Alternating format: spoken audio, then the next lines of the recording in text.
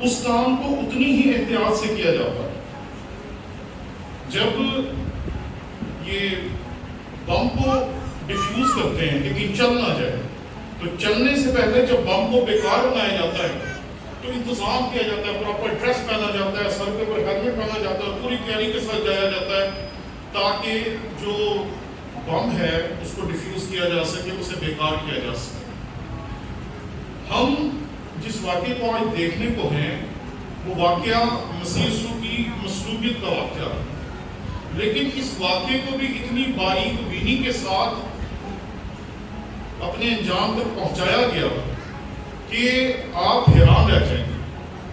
جب ہم مسیح خداوند کو گتسمنی میں دیکھتے ہیں تو مسیح خداوند کو 3 پیادے جو تھے وہ گرفتار کرنے کے لیے نہیں تھے. یہودیوں میں جو گرفتاری کے لیے صرف رومی سپاہی 3 پیادے بھیج دیتے تھے تو وہ یہودیوں کو گرفتار کر کے لے آتے تھے, لیکن مسیح خداوند کو گرفتار کرنے کے لیے 3 پیادے نہیں لائے گئے بلکہ اس کے ساتھ رومی سپاہی, اس کے ساتھ یہودی سپاہی. یہودی سپاہی ہوتے تھے ہیکل کے انتظامات اور ہیکل کے تمام کاموں کو سنبھالنے کے لیے, کیونکہ رومیوں کو ہیکل کے کاموں میں وہ دخل اندازی نہیں کرنے دیتے تھے. اس لیے دونوں طرح کے سپاہیوں کے ساتھ ہیں, کیونکہ جب آپ خداوند کے کلام کو پڑھتے ہیں تو آپ کو ملتا ہے کہ ان کے پاس تلواریں بھی تھیں اور ان کے پاس لاٹھیاں بھی تھیں.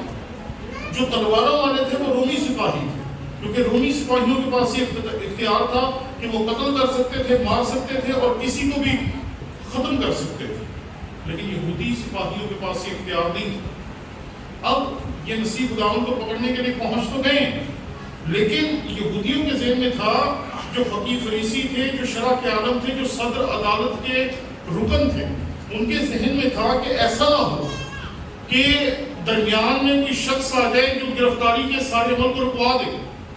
تو پھر انہوں نے صدر عدالت کے اراکین کو بھی بھیجا, جس کو آپ نئے عہد نامے میں سنہیڈرن کے طور پر دیکھتے ہیں. سنہیڈرن صدر عدالت تھی یہودیوں کی, جو بڑے بڑے فیصلے کیا کرتی تھی. اس کے لوگ بھی اس میں شامل ہیں, اس میں رومی سپاہی شامل ہیں, اس میں یہودی سپاہی شامل ہیں اور سنہیڈرن کے اراکین بھی شامل ہیں, تاکہ کوئی ایسا کام ہو ہی نہ سکے جس سے مسیح کی گرفتاری جو ہے اس کو روکا جا سکے. انہوں نے ایک بندے کو لیا اور وہ بندہ ان کے آگے آگے جا رہا ہے مسیح کی شناخت کرنے کے لیے. اور حیران کن بات ہے کہ جب مسیح کی شناخت کے لیے وہ وہاں پر پہنچتا ہے تو مسیح خداوند جو ہے وہ اپنے شاگردوں اور اس جماعت کے درمیان میں آ کے کھڑا ہو جاتا ہے. ایک طرف یہ جماعت ہے جس میں رومی سپاہی ہیں, یہودی سپاہی ہیں اور شرع کے عالم ہیں, اور ایک طرف مسیح خداوند کے شاگرد ہیں, اور مسیح خداوند ان میں سے باہر نکل کے سامنے آتا ہے اور کہتے ہیں ہاں بھائی کس کو ڈھونڈتے ہو؟ اور وہ کہتے ہیں ناصرت کے یسوع کو. اور وہ کہتا ہے وہ میں ہوں.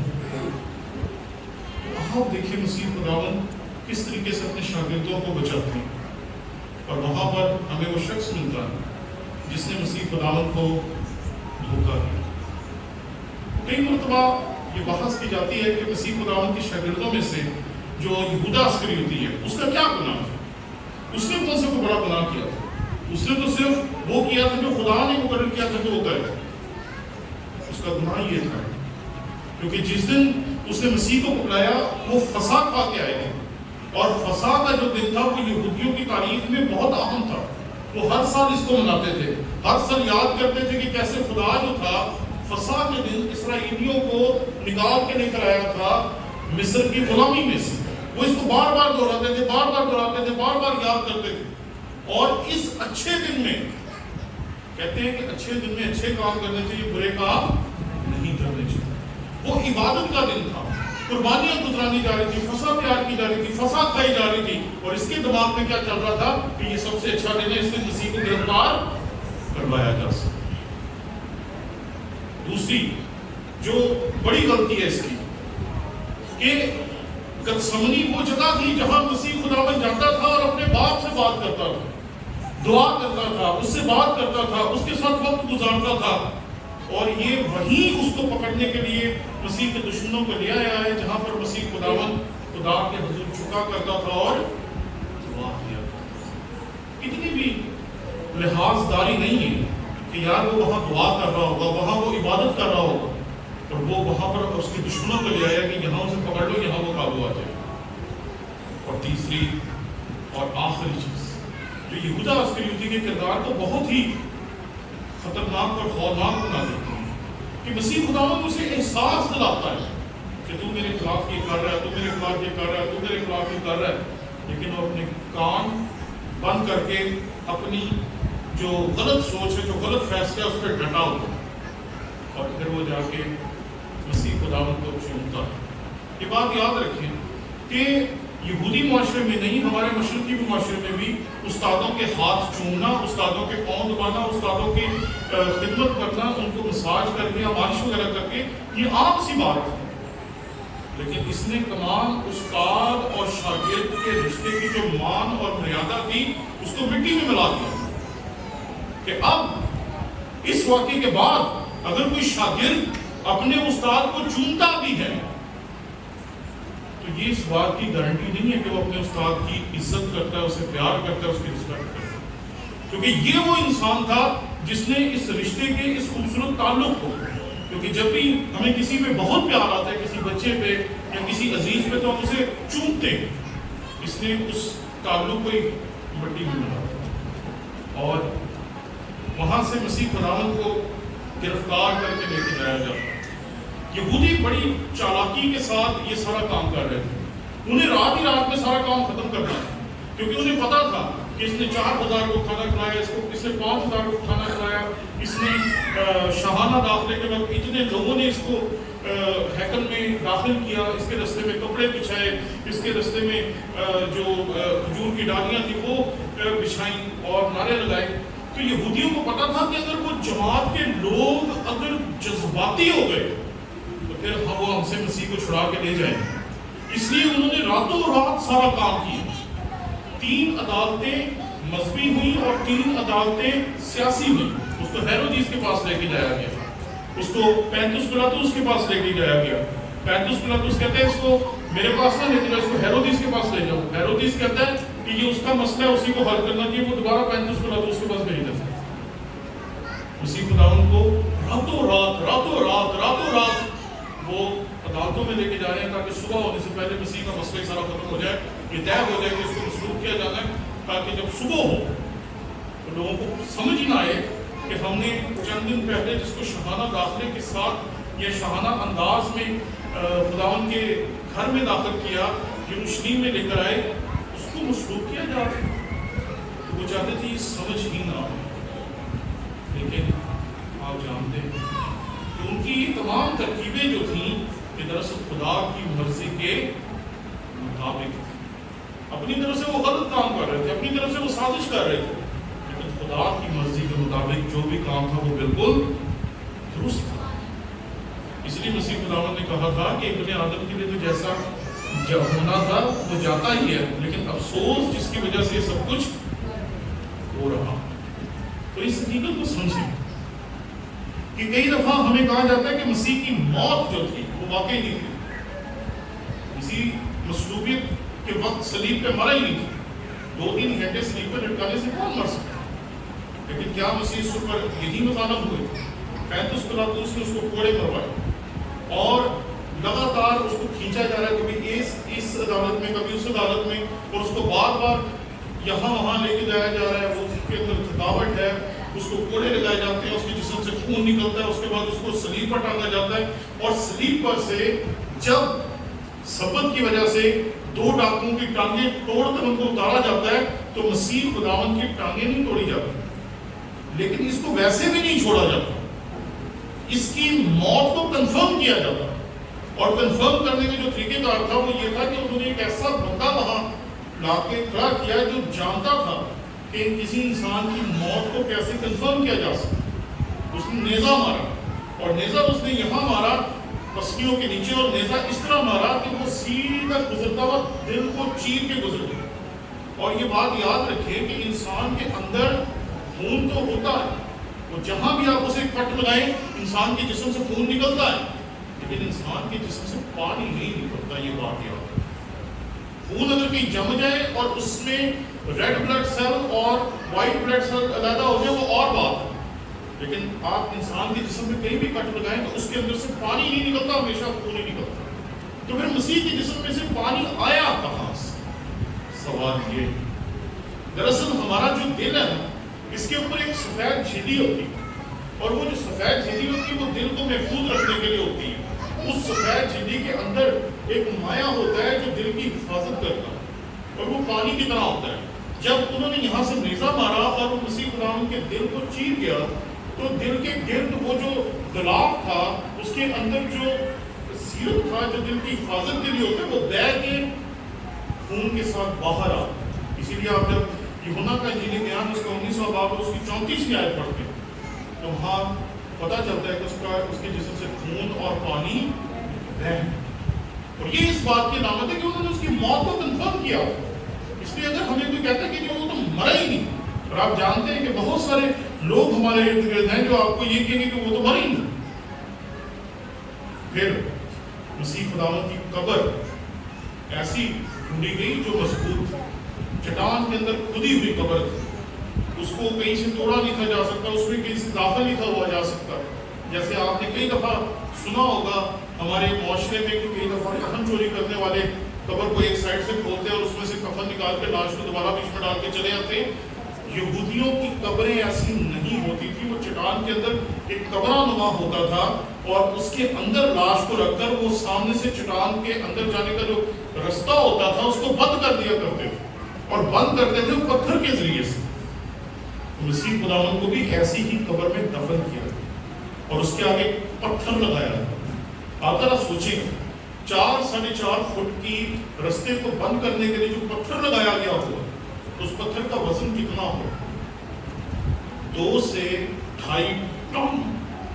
مان نہیں ہے جی، یہ ٹن کی بات ہو.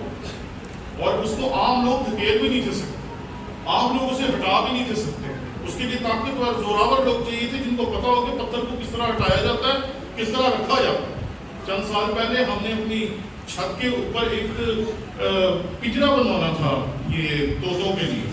تو پتلے پتلے لڑکے آئے ہمارے گھر میں، اور وہ جو چھت کے اوپر جو لگتے ہیں نا گارڈر وغیرہ جو رکھتے ہیں ٹی آر کی چھت کے اوپر، وہ بڑے مزے سے اٹھائیں اور اٹھا کے اسے تیسری منزل پہ لے جائیں. تو میں انہیں دیکھتا ہی رہ گیا کہ ہم سے وہ ہل بھی نہیں تھے رہے، لیکن وہ چونکہ اس کام کے ماہر تھے وہ بڑے طریقے سے اسے اٹھاتے تھے اور اٹھا کے تیسری منزل پہ لے جاتے تھے. تو یہاں بھی ایسے لوگ ہوں گے جنہوں نے 4-4.5 فٹ کے اس رستے کو بند کرنے کے لیے 2 سے 2.5 ٹن کے پتھر کو لڑکا کر وہاں پر رکھا ہو. آپ دیکھیں کتنی باریک بینی سے سب کچھ چل رہا ہے. ایسے نہیں سب کچھ ہو رہا، ہر ایک چیز کے بارے میں سوچا گیا، منصوبہ بندی کی گئی ہے، ہر ایک چیز کو غور سے دیکھا گیا، اور اس کے بعد یہ کام ہونا شروع ہو گیا. متی کی انجیل اس کے 27ویں باب کی 63ویں آیت میں ملتا ہے کہ وہ جا کے کہتے ہیں، خداوند ہمیں یاد ہے کہ اس دھوکے باز نے جیتے جی کہا تھا کہ میں 3 دن کے بعد جی اٹھوں گا. اب یہودیوں نے اسے مصلوب کروا دیا، اسے قبر میں رکھوا دیا، قبر کے آگے پتھر میں لٹکا دیا. اب انہیں چاہیے تھا کہ وہاں پر حفاظت دیں یہودی سپاہی نہیں، رومی سپاہی. وہ سپاہی جن کے پاس اختیار تھا کہ وہ کسی کو بھی مار سکتے تھے، قتل کر سکتے تھے. کئی مرتبہ جب لوگ کہتے ہیں نا کہ یہودیوں نے مسیح کو نہیں مارا تو ہم کہتے ہیں ہاں جی بالکل نہیں مارا، کیونکہ یہودیوں کے پاس اختیار نہیں تھا کہ وہ کسی کو مصلوب کر سکتے اور مار سکتے، لیکن رومیوں کے پاس تھا. رومی کسی کو بھی مار سکتے تھے، کسی کو بھی ہلاک کر سکتے تھے، اسی لیے وہ اپنے ساتھ تلواریں رکھتے تھے. جب کوئی آپ کو کہتا ہے کہ یہودیوں نے مسیح کو نہیں مارا، یہ بات بالکل درست ہے کہ اس کو تو رومیوں نے مارا. اور وہ وہاں پر جا کر رومی سپاہیوں کا پہرا لگواتے ہیں. پہرا لگوانے کے بعد وہ اس پہ سیلیں لگواتے ہیں. آپ نے کبھی دیکھا ہو کہ کئی مرتبہ جب کوئی بلڈنگ سیل کی جاتی ہے تو اس کے اوپر تالا لگا کے تالے کے اوپر حکومت کی سیل لگا دی جاتی ہے، اور پھر اس کو حکومت کی بندے کے علاوہ یا حکومت کی اجازت کے علاوہ کوئی اور شخص کھول نہیں سکتا. ایسے ہی انہوں نے وہاں کے جو سپاہی تھے، جو رومی سپاہی آئے تھے، ان سے اس کو سیل کروایا. اس کے بعد ان کے افسر کو بلایا، اور افسر جو تھا وہ عام طور پر انگوٹھی کے اوپر اس کی سیل بنی ہوتی تھی، اور وہ اس نے آ کر سیل وہاں لگائی ہوگی، اور اب اس سیل کو کوئی کھول نہیں سکتا. کیوں؟ کیونکہ کے سیل کو اب لگایا گیا تھا روم کے جو افسر ہے اس کی طرف سے. اب اسے روم کی جو حکومت تھی اس کا درجہ حاصل تھا کہ اب یہ روم کی حکومت کی طرف سے سیل کیا گیا. اور ایک بڑی دلچسپ بات میں آپ کی خدمت میں عرض کرنا چاہتا ہوں کہ قدیم دور میں لاشیں جو تھیں ان کے اوپر سے قیمتی چیزیں چوری کرنے کا بھی ایک طریقہ کار تھا. تو ایک قبر کے اوپر ایک پتھر پہ یہ لکھا ہوا پایا گیا کہ خدا کے لیے آپ اپنی قبروں کو اور قبروں میں دفن لوگوں کی عزت کو خراب نہ کریں، اس لیے قبر کو کھول کر اس کے اندر سے چیزیں نہ چرائیں. تو یہ کیسر کی طرف سے تھی. مسیح خداوند کی جو موت ہے اس کو واقعی قرار دیا گیا کہ یہ ہوئی ہے. اس کے دفن کو صحیح طرح دیکھا گیا، اس کو صحیح طرح دفنایا گیا، اور پھر دفن کرنے کے بعد اس کی جو قبر تھی اس کو سیل کروایا گیا کہ کہیں اس کی لاش کو لے نہ جایا جائے. کہ اب انہوں نے جو کام کرنے تھے کر دیے، اب یہ کام کر کے وہ سب چلے گئے. ٹھیک ہے جی. اور آپ کو ملے گا کہ کچھ لوگ ہیں جو فساد کھا کے آئے ہیں، کچھ لوگ ہیں جنہوں نے جا کے فساد کھانا ہے. آپ کو ملے گا کہ وہ جب بادشاہ کے پاس جاتے ہیں تو اس کو کہتے ہیں ہم تیرے محل میں نہیں آ سکتے کیونکہ تیرے محل میں آ کر ہم ناپاک ہو جائیں گے کیونکہ ہم نے جا کے ابھی فساد کھانا ہے. اب یہاں اس حقیقت کو سمجھے کہ مسیح نے فساد کھا لیا تھا اور کچھ یہودی تھے جنہوں نے ابھی فساد کھانا تھا. تو یہودی قوم بھی ہماری طرح ہی جیسے ہمارے پاکستان میں ہوتا ہے نا کہ کسی ایک دن کے اوپر جو عید ہے اس کے اوپر اتفاق نہیں کیا جاتا. کچھ کہتے ہیں جی ہم نے اس دن منانی ہے، کچھ کہتے ہیں جی دوسرے دن منانی ہے. یہودی بھی ایسے ہیں، ان کے اندر بھی فساد کو لے کے جھگڑا ہوتا. کچھ کہتے ہیں جی فلاں دن کو منانی ہے، کچھ کہتے ہیں جو فلاں دن کو منانی ہے.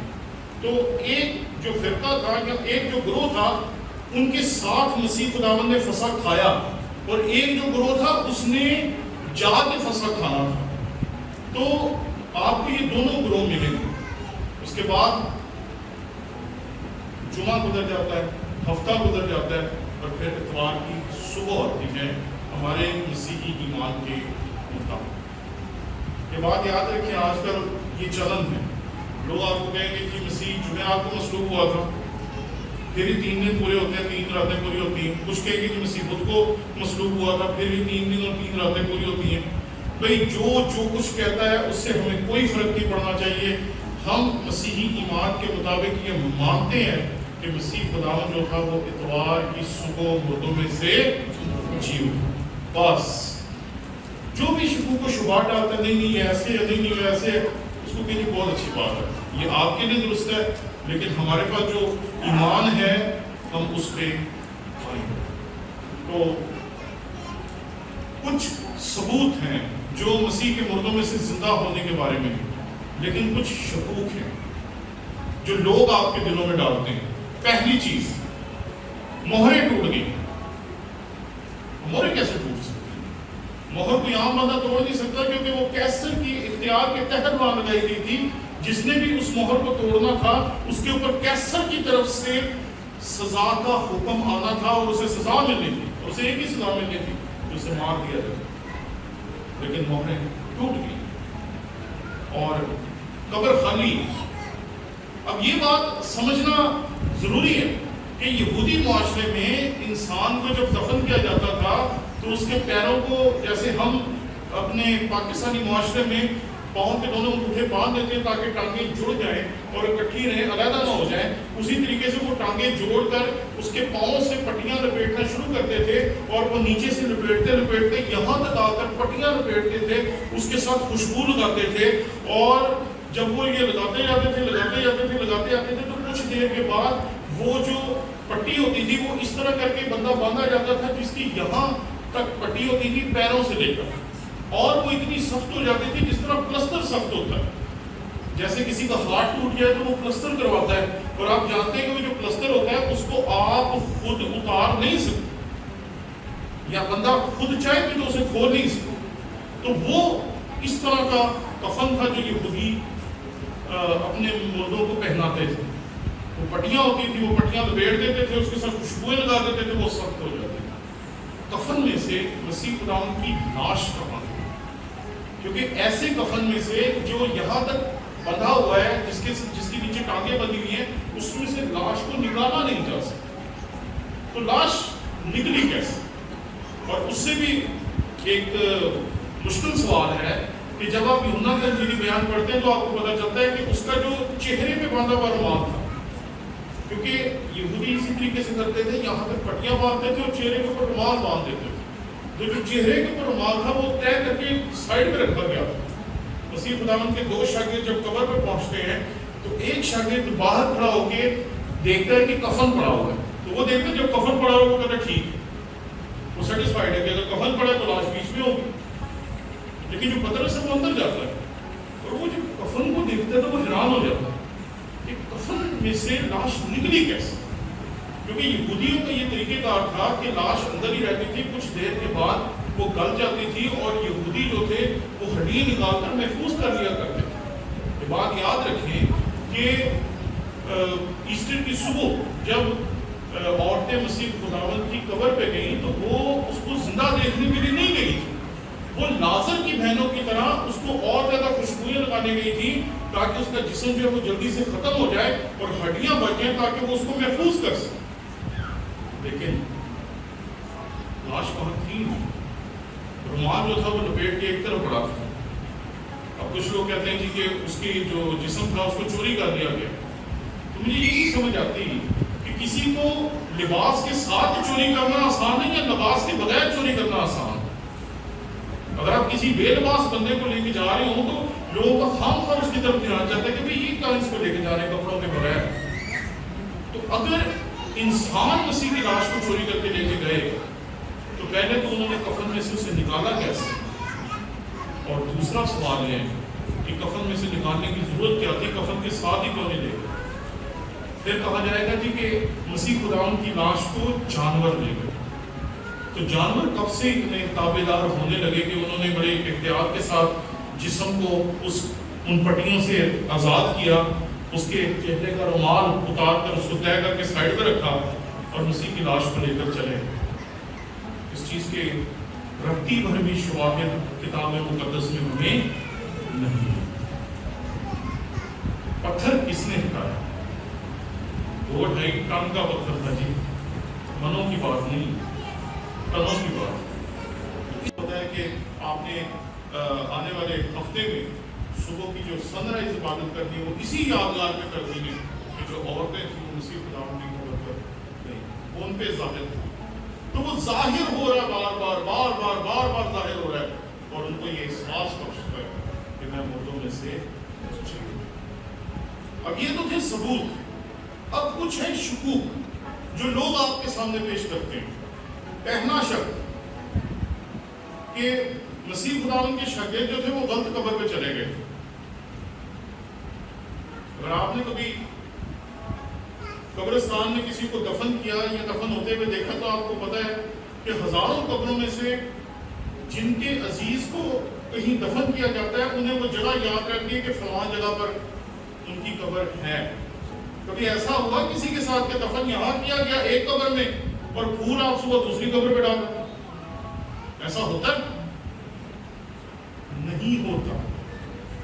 یہ اعتراض کرنے والوں کی عقل جو ہے وہ معروف ہو چکی ہے، وہ ایسا اعتراض کر رہے ہیں جو نہیں کرنا چاہیے۔ دوسرا اعتراض، وہ کہتے ہیں مسیح خداوند کی جو قیامت تھی وہ روحانی تھی، وہ روح میں دکھائی دیتا تھا، جسم نہیں تھا۔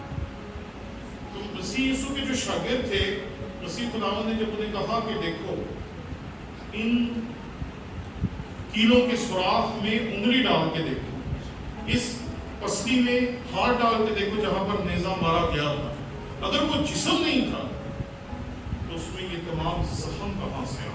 5 ایسے ثبوت ہیں جو ناقابل انکار ہیں، ناقابل انکار۔ پہلا ثبوت، مسیح خداوند کو جب گتسمنی میں گرفتار کیا جاتا ہے تو ایک یہودا اسکریوتی ہے جو جا کے اپنے آپ کو مار دیتا ہے، خودکشی کر لیتا ہے۔ دوسرا پطرس ہے جو مسیح کا انکار کر کے چلا جاتا ہے۔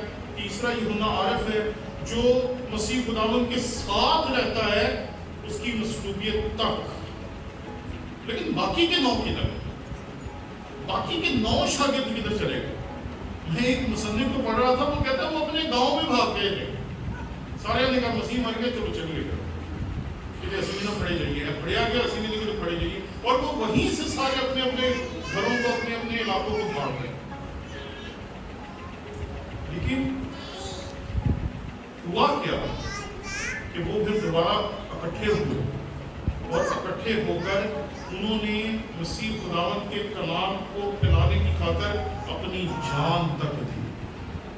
ایسا کیا ہوا تھا کہ وہ جو ڈرے ہوئے تھے، جو سہمے ہوئے تھے، جو اپنے گھروں میں چھپے ہوئے تھے، جو اپنے گھروں سے نہیں تھے نکل رہے، جو جہاں پر جمع تھے وہاں پہ انہیں دروازے بند کیے ہوئے تھے کہ کہیں کوئی اندر ہی نہ آ جائے، کہ رومی سپاہی ہمیں بھی نہ پکڑ لیں۔ انہیں ہوا کیا تھا کہ وہ اپنی جان دینے کے لیے بھی تیار ہو۔ اور آپ جانتے ہیں کہ انہوں نے پوری دنیا میں جہاں جہاں تک ہو سکا وہاں جا کر منادی کی اور کلیسیا کی بنیاد رکھی۔ کلیسیا کا آغاز اس بات کا ثبوت ہے کہ مسیح یسوع مردوں میں سے زندہ۔ دوسری چیز، اتوار کے دن ہم عبادت اس لیے نہیں کرتے کہ اتوار سبت کا دن ہے، یہ بات یاد رکھیں، سبت کا دن ہفتہ ہے، لیکن ہم اتوار کو عبادت کرتے ہیں تاکہ ہم اس حقیقت کا اظہار کر سکیں کہ یہ وہ دن ہے جس دن مسیح یسوع مردوں میں سے جی اٹھا۔ ہر اتوار مسیح یسوع کے مردوں میں سے زندہ ہونے کی یادگار کے لیے منایا جاتا ہے، اور ہم ہر اتوار اس لیے عبادت کرتے ہیں تاکہ لوگوں کو بتا سکیں کہ ہم اس دن عبادت کر رہے ہیں جس دن مسیح یسوع مردوں میں سے زندہ ہو۔ اشعیا ربانی مسیح یسوع کے گوشت اور خون میں شامل ہونے کی قربانی، اس میں لوگوں نے شریک ہونا شروع کر دیا۔ ابتدائی کلیسیا کے اوپر الزام لگا کہ یہ تو کسی شخص کا گوشت اور خون کھاتے ہیں اپنی عبادات میں۔ مسیحیوں نے ساری مخالفتیں، ساری باتیں، سب کچھ برداشت کیا، لیکن انہوں نے مسیح خداوند کے خون اور گوشت کی قربانی میں شریک ہونے کے سلسلے کو نہیں روکا۔ بپتسمہ لینے سے کبھی لوگوں کو نہیں روکا گیا، لوگ اعلانیہ بپتسمہ لیتے تھے، حالانکہ کئی دفعہ بپتسمہ لینے والوں کو مار دیا جاتا تھا، لیکن وہ پھر بھی بپتسمہ لیتے تھے۔ کیوں؟ کیونکہ انہیں اس بات کا احساس تھا کہ وہ جو مردوں میں سے زندہ ہوا تھا اس کے پاس ایک قدرت ہے کہ اگر کوئی ہمیں مار بھی دے گا تو وہ پھر ہمیں مردوں میں سے زندہ کر سکتا۔ اور آخری چیز، مسیح خداوند کا جو شاگرد ہے پطرس، اس نے جو کچھ کیا اور یہودا اسکریوتی نے جو کچھ کیا، یہ ایک جیسا ہے۔ جب اس نے مسیح خداوند کا انکار کیا تو مسیح خداوند نے اس کی طرف دیکھا، اور یہ بات یاد رکھی کہ اگر مسیح خداوند اسے یہ احساس دلانے کے لیے دیکھتا کہ تو نے میرے ساتھ یہ کیا کیا ہے، یا اسے ملامت کرتا یا اس پہ غصے کا اظہار کرتا، تو وہ بھی یہودا اسکریوتی کی طرح اپنی جان دے دے۔ مسیح خداوند نے یہودا اسکریوتی کو بھی دیکھا، لیکن اسے دیکھا کہ کیا کرتا، اور وہ گیا اور اس نے اسی طرح خودکشی کر۔